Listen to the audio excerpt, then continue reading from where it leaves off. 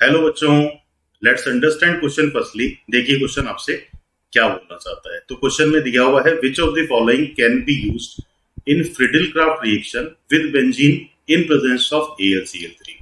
तो जिस रिएक्शन की ये बात कर रहा है उसको हम बोलते हैं फ्रिडल-क्राफ्ट रिएक्शन। शॉर्टली क्या लिखा जाता है, FCR।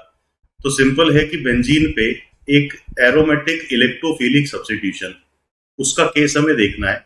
तो यहाँ पे किसी भी अल्काइल हैलाइड को आप लेते हो RCl in presence of any Lewis acid, और रिएक्शन का एक ओवरऑल मैकेनिज्म होता है electrophilic aromatic substitution, that will be EAS। तो रिएक्शन में इलेक्ट्रोफाइल प्रोवाइड करेगा आपका हैलाइड और लुईस एसिड का कॉम्बिनेशन।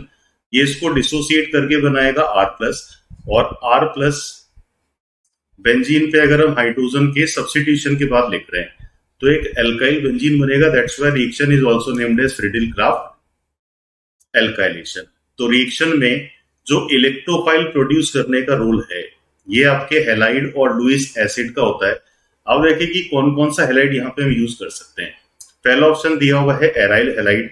क्लोरीन पे लोन पेयर है, लोन पेयर है दैट मीन्स कि अगर ये बेंजीन न्यूक्लियस से डायरेक्टली एसोसिएटेड है तो यहाँ पे रेजोनेंस इफेक्ट आएगा। रेजोनेंस ये बोलता है कि carbon chlorine bond having some double bond behaviour, that's why ये इजीली रिएक्शन में इन्वॉल्व नहीं होगा। सेकंड आपको ऑप्शन दिया हुआ है डबल बॉन्ड से डायरेक्टली कनेक्टेड है क्लोरीन, तो ये एक विनाइल क्लोराइड का केस हो गया।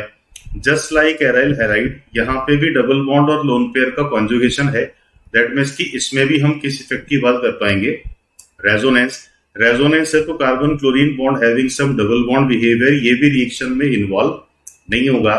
थर्ड ऑप्शन दिया हुआ है ethyl fluoride, no resonance, carbon chlorine bond easily ionise होगा। और अगला केस अपने को दिया हुआ है एलाइल क्लोराइड। एलाइल क्लोराइड में भी Cl- को आप लीव करा के कार्बोकेटायन बनाओगे जो रेजोनेंस से स्टेबल भी है। तो कौन से दो हैलाइड रिएक्शन में इन्वॉल्वमेंट शो कर पा रहे हैं?